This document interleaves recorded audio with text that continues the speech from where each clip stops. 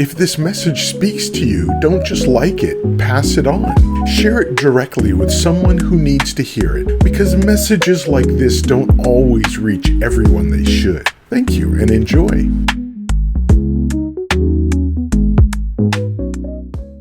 How reparations are actually possible. When people hear reparations, the first reaction is often, that sounds impossible. It's too big or too expensive. But let's step back.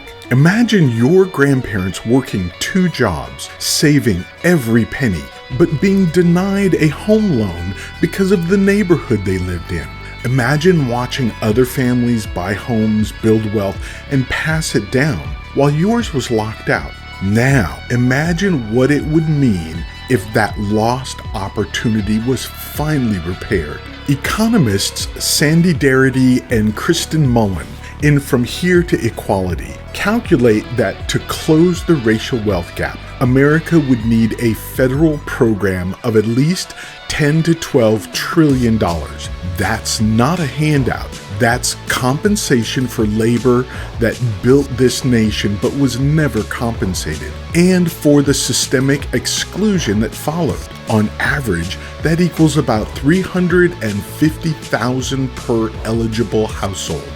Not a punishment, not a gift. A number designed to close the gap and bring families to parity with the wealth of their peers. And before anyone says, America has never done this, the truth is, it already has. In 1988, President Reagan signed the Civil Liberties Act, paying $20,000 to each Japanese American who had been forced into internment camps. After the Holocaust, Germany created restitution funds for survivors and descendants, payments that continue today. Native American tribes have received treaty settlements and land trust payouts when agreements were broken. Reparations are not a fantasy, they are a tested policy tool. The next myth is, we can't afford it.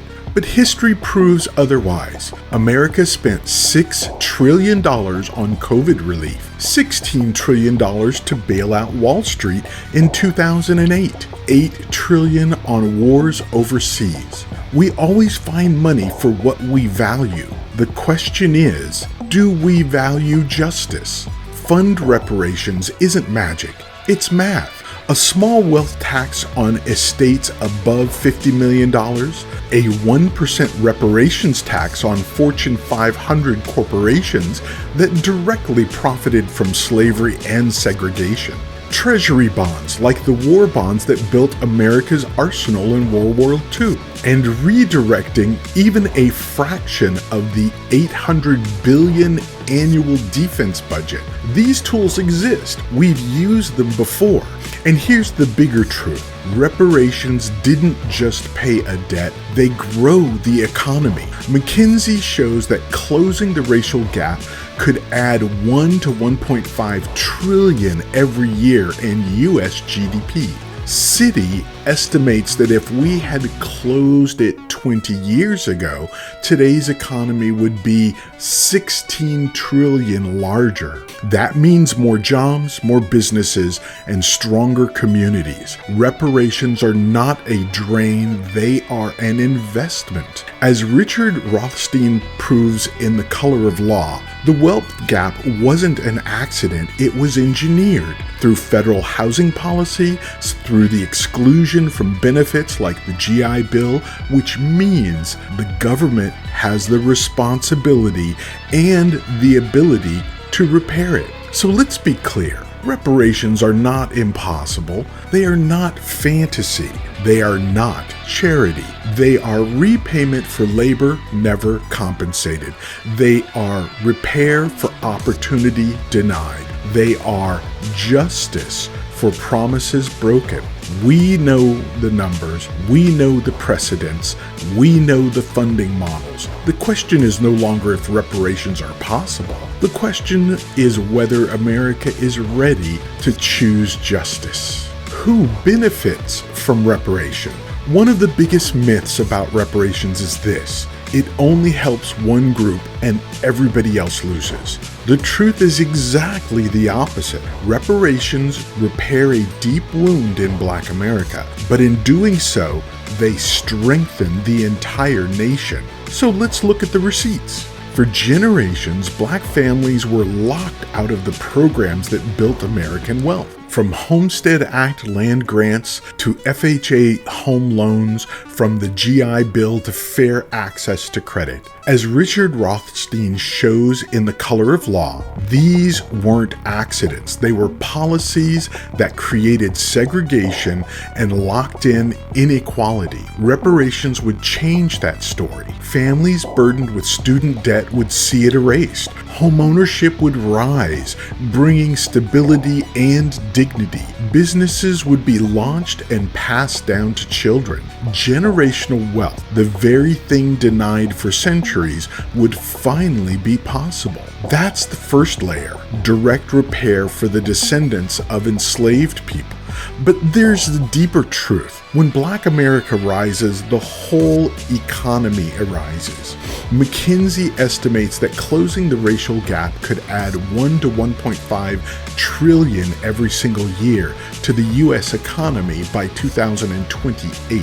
Citi found that if we had closed the gap just 20 years ago, the U.S. economy today would be 16 trillion larger. Moving forward now could add $5 trillion in the next 5 years. What does this mean in real life? More jobs in every sector, more customers spending money in local businesses, a stronger tax base that supports schools, roads, and services in every community. Reparations don't shrink the pie, they make the pie bigger. Reparations also reduce cost that taxpayers already carry. Today, because of the racial wealth gap, millions of families depend on food assistance, Section 8 housing, and other safety nets just to survive. But when families have wealth, they don't need as much help. That means less strain on the public budget. Estimates suggest reparations could cut government assistance costs by over $100 billion a year. And it goes further. Wealth brings better health. Families with savings can afford preventative care, safe housing, and healthy food, reducing long-term healthcare costs for everyone. So reparations don't just boost the economy, they also lighten the load on taxpayers over time. We've seen what happens when a nation invests in its people. After World War II, the GI Bill transformed America by giving veterans access to education, housing, and business capital. That single program built the middle class. But as Darity and Mullen reminds us in From Here to Equality, Black veterans were largely excluded. Reparations would not only correct that exclusion, they would deliver the same middle-class building benefits to the families who were left out the first time. So let's be clear. Black America benefits directly by finally receiving what was systemically denied. The U.S. economy benefits massively, with trillions added in growth, jobs, and spending power. Taxpayers benefit through reduced reliance on public programs. Communities benefit as stronger Black neighborhoods mean stronger housing markets, safer streets, and more opportunities for all. Reparations are not about taking from one group and giving to another. They are about strengthening the foundation of the entire nation. The myth says reparations divide us. The truth is reparations repair us. They are not charity. They are not zero sum. They are a debt owed. And when paid, they build shared prosperity for everyone. Until reparations comes, we'll keep bringing receipts, not just about what's owed, but about how to repair that will lift us all. How reparations would be dismantled. If reparations were passed today, the fight wouldn't end with the signing ceremony. That's when the counterattacks would begin. Every time justice gets close in America, powerful forces, visible and invisible, move to dismantle it.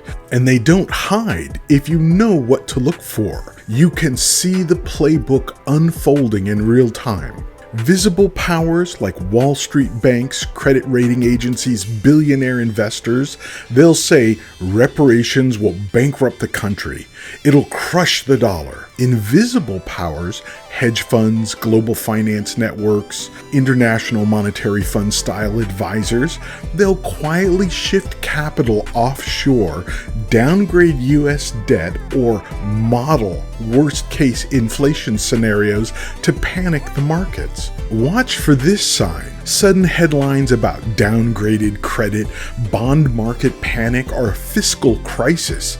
It's the same move Standard & Poor's made in 2011 when it downgraded US debt, not because America couldn't pay, but to force austerity. Visible powers for political attacks. Congress, governors, state legislatures. They'll stage hearings, filibusters, and lawsuits to delay or defund reparations. The invisible powers, donor networks, lobbyists, bill mills like ALEC, they'll flood money into campaigns to punish politicians who stand for reparations and quietly draft model bills to block implementation at the state level. Watch for this sign. Sudden bipartisan calls for alternatives like education programs or economic opportunity zones. That's the tell. They're trying to water it down until there's nothing that remains. The social attack? The visible powers, pundits, columnists, late-night commentators. They'll frame reparations as handouts or divisive. Expect constant sound bites like, "Why should I pay for something my ancestors didn't do?" Invisible powers. The bot farms, the troll networks, the foreign actors who thrive on American division, and they flood social media with wedge narratives. What about immigrants? Why not Native Americans? Poor whites struggle too. Watch for this sign. Viral memes that pit one marginalized group against another. That's not organic debate. That's divide and conquer propaganda. This is the same tactic used in the 1970s with the welfare queen myth, a distorted caricature amplified until it poisoned public opinion against safety net programs that mostly helped white families. The messaging attack? Visible powers are the think tanks, the experts, the economists, the media consultants. They roll out glossy reports claiming reparations will fuel inflation, collapse growth, or reward laziness. The invisible powers? PR firms tied to corporate and political elites? They'll plant those talking points across news, podcasts, and even entertainment, turning doubt into a cultural common sense. Watch for this sign. The same facts, repeated word for word across outlets. Wall Street Journal, Fox News, morning radio, TikTok influencers. That's not coincidence. That's coordinated messaging. Naomi Oreskes and Eric Conaway documented this exact tactic in Merchants of Doubt. The same scientists who denied smoking caused cancer were later hired to deny climate change. Reparations will be their next contract. The judicial attack. Visible powers, lawsuits from states, corporations, and individuals claiming reparations are unconstitutional. These cases will be rushed to the Supreme Court. The invisible powers? Judicial networks like the Federalist Society, dark money donors funding amicus briefs, and long-planned strategies to shape the bench. Watch for this sign. Lawsuits framed as equal protections for all races. It's the same script used in Students for Fair Administration versus Harvard to gut affirmative action, and in the Shelby v. Holder to gut the Voting Rights Act. And with Loper Bright ending Chevron's deference, courts now have more power to strip agencies of authority to enforce reparations programs. This is where the final battle will be fought. So here's the truth. Reparations won't just be opposed in speech or editorials, they will be targeted in every arena. Financial, political, social, narrative, and judicial. The attacks will be loud in some places, silent in others. Visible headlines will distract you, while invisible networks work in the shadows. But once you know the playbook, you can't be fooled. When they downgrade the credit rating, you'll recognize the fear tactic. When they flood social media with wedge memes, you'll see the bots. When they call reparations handouts, you'll remember the welfare queen myth. When they sue the court, you'll know the donors behind the curtain.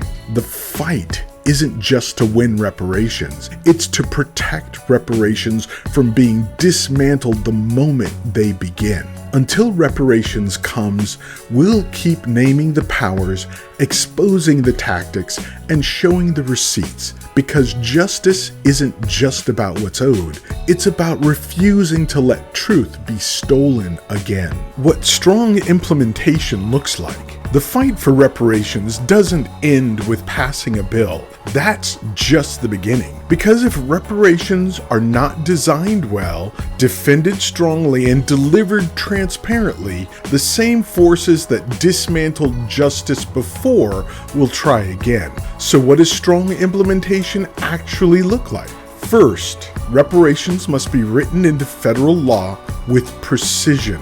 Eligibility must be clear. Descendants of enslaved Black Americans. Payments must be specific.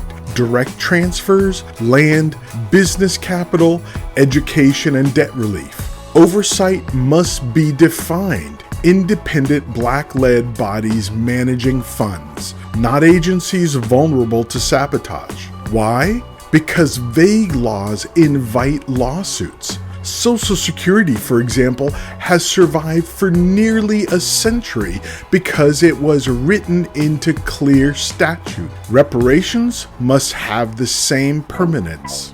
Next, financing. No single lever carries the load. A mix is key. Wealth taxes on ultra-rich estates. Corporate reparations tax on industries that profited from slavery and Jim Crow. Treasury bonds, just like the war bonds that funded World War II. Reallocations, even a fraction of the $800 billion defense budget is enough. Payments are phased in over decades, just like Social Security or the GI Bill, stabilizing the economy and ensuring long-term impact. Third, guardrails. We know corporations will try to pass the cost down. That is why reparations must include antitrust enforcement and consumer protection. If corporations collude to raise prices, regulators can break them up, like DOJ did with AT&T in the 1980s. If they try to gouge, watchdogs can fine them billions, like the Apple ebook case. If they try to lie about reparations cost, transparency law expose it. Without enforcement, the bill drifts back into the working people. With it, reparations stays where they belong, on those who profited. Fourth, transparency. Reparations can't be hidden in bureaucracy. People must see the receipts. Imagine a public site like the recovery.org during the 1990 stimulus, where anyone can see how much has been distributed, who received it, how communities are benefiting, how GDP and tax revenues are growing. Transparency turns propaganda into proof. Finally, cultural and legal armor. History teaches us if justice isn't locked in, it can be rolled back. The Voting Rights Act was gutted in 2013 because its protections weren't made permanent. Reparations must have both cultural protection, education, memorials, museums, Curriculum, they teach why reparations were necessary so they can't be erased. Legal protections, constitutional amendments, or treaty-level agreements making reparations untouchable by future rollbacks. Germany didn't pay Holocaust reparations. It built cultural memory so history could not be denied. America must do the same. So here's the bottom line. Reparations aren't just about writing checks. They are about building a system strong enough to survive attack. Clear law, diverse funding, guardrails against greed, transparency for the public, cultural and legal protections that make it permanent. Because justice isn't just owed, it has to be protected. Until reparations comes, we'll keep showing not just why it's needed, but how to build it strong enough to last. So let's wrap it all together. We've traveled through the truth of reparations in today's time. We've seen that reparations are not impossible. They're policy backed by receipt. We've seen that reparations don't just help Black America, they strengthen the entire nation. We've exposed how powers visible and invisible would try to dismantle them. And we've shown what strong implementation must look like to withstand those attacks. So let's put the truths in one place. Truth 1, reparations are possible. The math is real. The precedents exist. The funding models are ready. Truth 2, reparations benefit everyone. Closing the racial wealth gap could add over $1 trillion a year to the U.S. economy, creating jobs, strengthening housing, and lowering public costs. Truth 3, reparations will be attacked. The financial, political, social narrative, and judicial playbooks are already written. Truth 4, reparations can be defended. Clear laws, diverse funding, strong enforcement, transparency, and cultural protection can make them permanent. These are the facts. These are the receipts.